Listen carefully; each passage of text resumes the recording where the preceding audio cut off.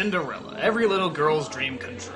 After 6 films of not having a continuing story run all the way through, this was finally a return to the 3-act structure.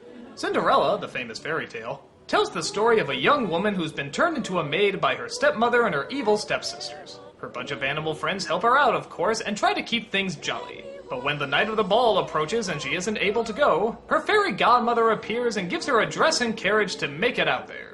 I guess by this point it was trying to return to the roots of Snow White. You got the pretty damsel, you have the animal sidekicks, they have a softer, more realistic human being as the main star as opposed to a cuddly animal. And of course you have the evil, terrifying villains. I guess Cinderella is one of those that gets harped on a lot for being very anti-feminist. Just wait around, wish, and your dreams will come true. First of all, didn't Pinocchio start that? And second, I don't know, from a male point of view growing up, I never thought she was that bad. I always saw a lot of patience with her. I mean, yeah, I guess she never really did anything, but at the same time, the fact that she was willing to put up with so much and yet still find some happiness in her everyday life, there's gotta be some really good values in there. As a character, there isn't really too much else to her, but to be honest, the virtues I listed before, I think those are enough. The villain is great. I love that by simply having control over one person's life, this can be one of the great Disney baddies. The way she's animated, the way she stares, the way she smiles, she's a great one. The songs, of course, everybody knows, Bibbidi Bobbidi Boo and so forth. And the animation is sort of a nice return to those softer colors that were made popular in Snow White and Fantasia. One of my main problems again, though, is the prince. God, does he even get a line in this movie? His dad actually has more dialogue. In fact, the movie is much more about the dad wanting him to fall in love than him actually wanting to fall in love. Maybe taking an angle from the prince's point of view might have been more interesting.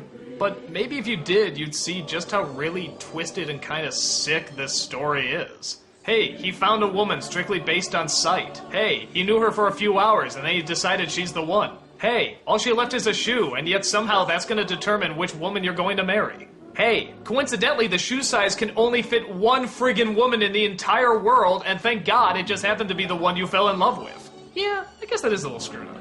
As the Disney films go, especially the ones that sort of use the traditional princessy formula, this one's okay.